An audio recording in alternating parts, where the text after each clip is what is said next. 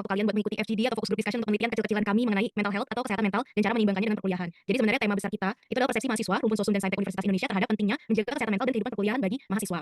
Aku bakal jelasin sistematikanya dulu dari fokus group ini. Jadi cukup perkenalkan diri terlebih dahulu setelah pertanyaan pertama diucapkan. Nah, perkenalan ini meliputi seperti nama lengkap, fakultas, jurusan, angkatan, dan sudah di semester berapa gitu. Nah, setelah itu langsung jawab bergilir setelah kita mengajukan pertanyaan pertama sampai ke pertanyaan terakhir. Kenalin aku Beda Ramadhani Amalia. Aku selaku moderator sekaligus anggota dari kelompok 1 PPDK. Aku Tanya Paswega Zahra, biasa dipanggil Anya, aku dari kelompok 1 PPDK Fisip UI. Semuanya, kenalin juga, nama aku Sulawesi Screen kami, aku juga dari kelompok 1 PPDK Fisip UI. Farah dari kelompok 1 PPK sebagai namanya. Oke, kalau gitu akan mulai diskusi pertama gitu. Jadi selama berkuliah nih teman-teman sampai saat ini pernah nggak sih ngerasain burnout? Terus apa sih yang membuat kalian itu merasa ada titik burnout tersebut gitu? Nah, karena kalian ada di fakultas yang berbeda tentunya punya pengalaman yang beda-beda juga. Nah, boleh nih berbagi ke kita gimana rasanya gitu di fakultas kalian, terus berdasarkan dari fakultas kalian, jurusan kalian itu kayak apa yang membuat kalian itu merasa kayak ada di burnout? Boleh banget dalam aspek kalian tugas atau kayak mungkin dari tugas dulu ya, apa yang dulu kita fokusin. Mungkin Ali bisa dijawab pertanyaan Gaida. Makasih atas pertanyaannya. Sebelumnya kenalin, aku Muhammad Ali Darullah di jurusan Sistem Informasi Fakultas Ilmu Komputer Angkatan 2024. Berarti sekarang lagi menempuh semester 3. Selama kuliah di Universitas Indonesia selama 3 semester di Fakulkom, obviously aku pernah ngerasain burnout gitu. Nah, jadi kalau buat aku sendiri parameter burnout itu kayak kalau misalnya benar-benar muak ketika udah ngerjain tugas itu udah kayak nggak mau lanjutin atau stop karena benar-benar capek atau benar-benar bingung gitu. Nah, kalau misalnya dari sudut pandang fakultas sendiri kan dari tugas-tugasnya dan juga mata kuliahnya itu kebanyakan modelnya itu berbasis logika dan teknik pemrograman ya. Jadi berbasis logika sama matematika. Which is menurutku itu agak nggak berbanding lurus sama effort yang dikeluarin. Jadi misalkan aku mungkin dari koreksi ya, tapi mungkin kalau misalnya tugas esai itu kan ketika effort yang dikeluarin besar otomatis hasilnya juga berbanding lurus. Tapi beda sama jurusanku gitu. Kalaupun effort yang dikeluarin besar belum tentu hasilnya juga besar karena kalau misalnya ujung-ujungnya nggak terlalu pintar, logikanya nggak terlalu bagus, kita ngerjain tugas atau mata kuliahnya juga tetap sulit. Jadi ada momen di mana aku benar-benar buntu ketika ngerjain tugas ataupun hal-hal terkait sama mata kuliah yang ada di Fasilkom gitu. Itu aja sih. Jawabannya mungkin sekarang aku bisa lanjut ke jawaban teman-teman yang lain ya. Tapi kan dari Fasilkom udah nih, sekarang mungkin aku akan tunjuk ke Zaki dulu deh, ke Fakultas Kedokteran 5. Silakan Zaki. Oke, terima kasih hanya atas pertanyaannya. Kalau perkenalkan nama saya Muhammad Zaki Junediamus, bisa dipanggil Zaki. Aku dari Fakultas Kedokteran angkatan 2025 alias semester 1 sekarang. Jujur, walaupun masih semester 1, aku udah lumayan ngerasa burnout karena di FK sendiri itu dia setiap minggu selalu ada mabim di hari Sabtu dan jujur tugasnya juga banyak banget. Jadi aku ngerasa kayak ini kayaknya nggak cukup deh waktunya buat ngerjain tugas. Jadi setiap hari aku selalu pasti aja ngerjain tugas sampai malam dan jujur itu unhealthy menurut aku sendiri dan bisa membuat burnout. Oke, makasih banyak ya. Jadi jawabannya bisa dipahami banget sebagai maba pasti banyak pasti dan segala macamnya. Mungkin sekarang kita bakal move ke teman berikutnya. Mungkin aku menunjuk Anggita dari FT24 untuk menceritakan mungkin jawaban atas pertanyaan tadi. Oke, kenalin nama gue Gita, gue dari Teknik Metode Material Angkatan 2024, Fakultas Teknik 2024. Jadi sebenarnya buat pertanyaan terkait burnout ini kayak udah pasti ada dan sering banget gitu. Sekarang gue udah di semester 3 dan gue ngerasa kayak titik burnout gue tuh malah di semester 3 gitu. Karena dari segi akademisnya itu pressure lumayan gede juga. Karena kalau di semester 3 FT itu apalagi mereka udah masuk ke penjurusan mata kuliah terkait prodi tersebut gitu. Jadi karena ekspektasinya tentu tinggi juga. Ditambah karena kebanyakan kegiatan yang di luar akademis juga sih jadinya ada kegocek-gocek dan agak keselak dikit buat akademiknya. Tapi overall kalau misalkan yang bikin gue burnout itu sebenarnya kayak apa ya, beneran di luar akademisnya gitu karena yang gue dengar juga di metal itu akademisnya nggak separah di prodi yang lain. Cuman yang kan berdasarkan pribadi orang-orang. Cuman ya gitu sih. Jadi kalau buat pelajaran gue masih jadinya tapi di luar pelajarannya lumayan kesel gitu. Oke, Anggi bisa dipahami banget karena aku rasa kayak semua orang juga ngerasain hal yang sama juga. Nah, oke kalau gitu aku langsung next deh. Selain teknik, lanjut ke boleh deh Aldafa dari FIB 2025. Boleh jawabannya nih. Nama saya Muhammad Aldafa Munawar dari Fakultas Ilmu Pengetahuan Budaya, Program Studi Arkeologi 2025. Untuk menjawab pertanyaannya mungkin nggak beda jauh sama Zaki ya, posisi sebagai maba. Ya 2 bulan pertama, 3 bulan pertama sebagai maba pasti berat banget dari tugas kuliah dan tugas-tugas ospek. Nah, itu banyak banget. Mungkin menyebabkan karena jujur culture shock sebagai transisi dari siswa SMA sama jadi mahasiswa itu jujur agak shock banget. Ditambah juga kompetisinya itu alias teman-temannya tuh sangat kompetitif, jadi di satu juga merasa kepres banget tugas sama kompetisinya teman-teman yang sangat ambisius gitu. Itu aja sih, ya. Oke, Ida, terima kasih banyak ya buat jawaban dan juga pandangan kamu. Kalau gitu boleh langsung Zahra dari FIB 2024. Gimana jawaban kamu? Perkenalkan, nama aku Zahra dari Ilmu Sejarah Angkatan 24 semester 3 sekarang. Jujur kalau aku sendiri sekarang semester ini udah sih ngerasa bokap gara-gara banyak tugas yang tumpang tindih sama kegiatan organisasi, terus karena aku dari Ilmu Sejarah terus aku kecemplung gitu, jadi aku sendiri suka baca tapi jadi kalau sejarah tuh harus baca buku gitu malah. Jadi itu sih yang bikin berat aku sendiri. Terus aku juga lulusan IPA jadi terakhir belajar sejarah tuh yang benar-benar sejarah tuh SD, jadi aku tuh ngerasa tertinggal sama teman-teman yang lain gitu. Oke, teman-teman, langsung move deh ke Edwin dari FT 2024. Boleh? Kenal, aku Edwin dari 2024, jurusan Teknik Sipil angkatan 2024 juga. Mungkin kalau misalnya mau balik tentang burnout sendiri, sebenarnya menurutku kalau burnout itu sebenarnya ada itu time management kita masing-masing sih. Saya merasa segala hal yang kita lakuin itu menurutku ada time manajemennya, cuma karena time management kita buruk, terus kita nunda tugas sampai di akhir. Ada kayak ngerjainnya, makanya semua jadi numpuk di akhir. Sebenarnya ini juga aku balik ngomong gini karena berkaca sama diri aku juga. Rasa sebenarnya tugas-tugas di FT itu memang banyak benar, cuman mereka tuh masih tidak ada toleransinya lah. Mungkin ada beberapa orang atau beberapa dosennya masih deadline itu memang dekat harinya, ini 2 hari atau 3 hari pas kuliah. Cuman kadang kita tuh waktu kerjanya kapan? Bisa aja 3 hari deadline tersebut tuh itu beririsan langsung sama tugas deadline itu dari 2 minggu yang lalu. Nah, itu kan bikin chaos juga kan diri kita mau dari mana juga. Nah, akhirnya dari tugas yang numpuk tadi itu kebanyakan mahasiswa ya, itu burnout dari sana. Mungkin satu hal yang paling utama dari burnout ini sebenarnya kalau buat aku pribadi ngumpulnya itu adalah time manajemennya. Jadi bagaimana time manajemennya paling penting sih buat kita ke depannya. Arah hidup teratur dan manajemen bagus. Mungkin aku gitu ya. Oke, Edwin, makasih ya udah berbagi ke kita. Boleh langsung move aja ke next question. Oke, alright. Makasih teman-teman atas jawaban dari pertanyaan satu tadi. Sekarang kita bakal next ke pertanyaan berikutnya. Jadi kan tadi teman-teman udah nyampaiin nih kayak apa sih yang membuat teman-teman tuh burnout sekarang. Nah, kapan sih sorry. Jadi kayak karena kalian itu udah tahu alasan kalian untuk burnout. Nah, gimana sih cara dari kalian mungkin mengatasi dari diri kalian masing-masing gitu. Jadi secara internal apa yang kalian lakuin untuk mengatasi si burnout tadi? Boleh mungkin kita mulai dari Anggita dulu. Kalau misalkan istilah di FT itu ada namanya TT, mungkin di fakultas lain gue rasa juga ada istilah ini. Karena emang dasarnya tuh semenjak masuk kuliah gue jadi suka banget ngobrol sama orang. Kalau misalkan gue lagi burnout pasti gue kayak ngobrol gitu lagi kan, kayak gue cerita sama seseorang kayak gue lagi burnout dan sebagainya, dan itu kayak senior gue gitu. Jadi sebenarnya tuh selagi gue kayak ceritain dan kasih tahu ini gue lagi ada masalah gini kabang gitu, gue bisa kayak sering itu juga bisa ngasih solusi gitu terhadap permasalahan gue gitu. Dan gue tuh ngomongnya kayak emang senior yang udah dekat, jadi kayak sebenarnya balik lagi kayak komunikasinya tuh enak gitu. Jadi kalau misalkan cara ngatasin burnout ya gue ngobrol sama orang gitu. Oke, kita mungkin bisa next ke Ali Fasilkom 24. Sebenarnya kalau buat aku pribadi coping mekanismenya nggak jauh beda sama kita tadi sih. Jadi aku cerita ataupun bahasanya curhat ke orang-orang yang merasa dekat gitu aja sih. Terus afirmasi dari mereka ini bisa bikin moodku seenggaknya lebih baik lah dari sebelumnya. Makasih. Mungkin Zahra dari FIB 24. Kalau dari aku pribadi tuh kalau pas burnout biasanya aku kasih jeda buat diri sendiri, jadi kayak aku pulang cepat buat rebahan atau self rewards gitu. Terus makanan enak gitu dan cukupnya juga perlu, terus aku kayak, belajar buat gak maksain diri untuk, mengejar kenalan bikin aku burnout gitu. Jadi ya, banget sih gitu. Mungkin aku mau next ke Zaki F25 gimana sih cara kamu ngatasin burnout? Oke, jujur ya. Mungkin untuk saat ini belum nemu cara untuk mengatasi burnout karena sejauh ini selama 1 semester ini tuh aku sering merasa burnout juga kayak ya udahlah gitu solitis. Jadi mau nggak mau ada setiap tugas tuh ya udah kerjain yang penting nggak deadline tapi uh, tetap walaupun udah selesai tugasnya tetap nggak menyelesaikan masalah burnoutan aku ini tetap motivasinya itu pun tetap tidak bertambah gitu. Mungkin tapi untuk plan of action ke depannya mungkin nanti aku mungkin bisa lebih relax kali ya tapi untuk saat ini mungkin belum bisa ya jujur. Oke, makasih ya Zaki buat jawabannya. Kita lanjut mungkin next ke Dava kali ya. Kayak sama-sama 25 nih, gimana nih cara ngatasin burnout? Oke, kalau aku sih ya burnoutnya selalu terbakar terus. Tapi untuk kayak feeling a bit better mungkin aku lebih menyendiri sih gitu. Walaupun banyak teman-teman juga yang kadang lagi ngumpul pada curhat tapi aku bisa bukan tuh kayak menyendiri aja tuh feeling masih lebih better lah gitu loh.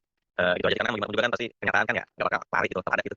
Ya ngerasa lebih sedikit ya mengapa namanya tuh memperbaiki perasaan sakitnya tuh sedikit lah gitu. Walaupun sebenarnya tetap sakit aja besoknya gitu. Tapi nggak apa-apa. Jadi I feel a bit better lah gitu. Gitu kan. Terima kasih. Oke, itu misalnya buat aku sendiri, buat ngerasa berdoa itu, lawan sih rasa berdoa itu dengan cara bersyukur aja, teman-teman. Jadi kadang mikirnya segini aja, kita kan kuliah di UI kan, otomatis tuh banyak banget orang di Indonesia yang mimpiin posisi kayak kita lah. Bersyukur aja bicara, jadi kesempatan sama Tuhan untuk sekolah, kuliah di sini, untuk ilmu, dan sebaiknya nanti ketika kita burnout, itu part of hidup aja. Lawannya makin rasa bersyukur, karena aku ngerasa rasa bersyukur kita lebih besar daripada rasa burnout kita. Kita sini bareng semuanya udah mimpi UI dari kita masih SD mungkin, sampai sekarang kita dapat, masih aja pas masuk, kita kalahkan sama burnout kita dalam itu nggak ada sense aja sih. Ini salah satu caranya dengan lawan rasa bersyukur itu satu. Terus yang kedua, kalau di FT benar kita tadi, itu ada TTW budaya, terus juga ada keluarga asuh. Jadi kita tuh semua di FT punya asuh semua. Nah, kita bisa berbagi cerita sama asuh kita, misalnya masalah, butuh masukan dan sebagainya. Tujuannya apa ya supaya masalah itu lebih enteng aja ke depannya. Ya itu sedikit kita lakuin sih, satunya cerita ke asuh soal masalah apa yang lagi mau ini gitu.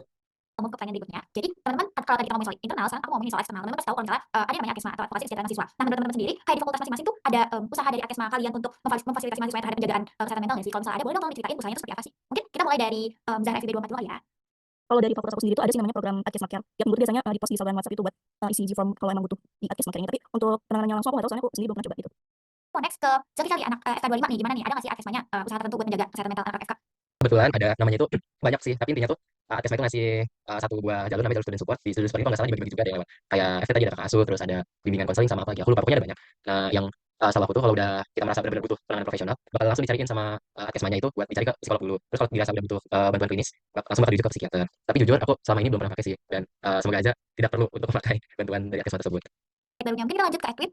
Kayak gimana sih mungkin Akesma di FK itu? Oke, siap aku izin jawab ya. Sebenarnya kalau di FT itu bagi dua, ada di BEM sama di IM, itu ikatan mahasiswa. Jadi kayak himpunan gitu tadi IM. Nah, sebenarnya lebih dari IM teman-teman. Jadi di IM itu pertama di IM itu ya, mereka itu punya namanya Cita Sidodo. Cita Sidodo ini jadi wadah buat kita warga sipil angkatan 22 sampai 25 buat cerita apapun yang bercerita di sana. Karena Cita Sidodo ini hadir sebagai tokoh paman gitu lah buat teman-teman sipil angkatan 22 sampai 25 yang punya masalah gitu kesehatan mental ataupun keseharian. Ceritanya pun nggak dibatasi mau topiknya apa, jadi terserah mereka mau cerita apapun itu dan mereka ditawarin opsi, yaitu mau gimana sama nggak pesannya. Buat yang pesannya itu ya sejauh ini masih kita juga di Akesma IM, INS. Terus juga yang kedua, kalau misalnya pernah ada case di mana warga sipil tuh ada yang butuh pertolongan buat profesional. Nah, untuk teknis profesionalnya itu kita bakal ajuin ke klinik pakar yang terdekat. Cuma sejauh ini untuk teknis lebih lanjutnya aku belum pernah pelajari. Tapi intinya adalah kita dari Akesma INS itu menghubungi pihak pakar menanyakan ketersediaan psikolog kira-kira hari apa tersediaannya kayak gitu untuk dibawa ke psikolog. Terus yang kedua, kalau untuk di BEM sendiri ada nama Instagram jurnal.demi.fwi, di mana itu sebagai wadah buat akesma di IM aku yang di Andra itu akesma itu bikin tips gitu lah di sana. Kayak misalnya mereka tuh kemarin kan di selain world kan. Nah, mereka nanya kira-kira penting nggak sih teknik yang terkesan kayak misalnya terlalu dirayakan banget atau gimana. Nah, itu pokoknya semua posan tentang Instagram ataupun pengetahuan tentang kesehatan mental dan sebagainya di FWI terutama di tingkat BEM itu ada di demi.fwi. Kita bisa cek juga di depannya buat referensi aja. Itu dari aku gitu teman-teman. Mungkin move ke Alif Fasil kalau dari Acil nih biasanya ngapain aja sih Akesmanya? Kalau misal dari perspektif Fatul sendiri, seingatku Akesmanya itu ada kayak ngadain ruang buat curhat mahasiswa gitu sih. Terus sebenarnya mungkin ada banyak program lain yang dilaksanain sama Akesmanya Fasilkom. Cuma jujur aku mungkin kurang aware sama kurang ingat aja sih. Makasih. Oke, makasih ya Ali buat jawabannya. Kita next ke teman yang berikutnya, itu mungkin kita dari Dava dulu ya, FIB 25 gimana nih kalau dari Dava? Oke, mungkin kalau misalnya dari FIB sendiri dari Akesmanya mungkin nyediain atau enggak ya aku nggak tahu deh. Tapi kalau misalnya dari prodi aku sendiri dari himpunannya Kama itu nyediain itu namanya cuma curhatan Kama gitu loh. Sebenarnya aku sih pernah kayak ngerasa kayaknya aku perlu deh hubungin Kama cuma gitu loh buat curhat karena ada tipe aku benar-benar lagi struggle banget gitu loh. Tapi aku sih nggak hubungin ya kayak bisa deh aku apa sih aku solve sendiri masalahnya gitu loh. Jadi untuk Akesmanya sih gerak sih untuk masalah seperti itu.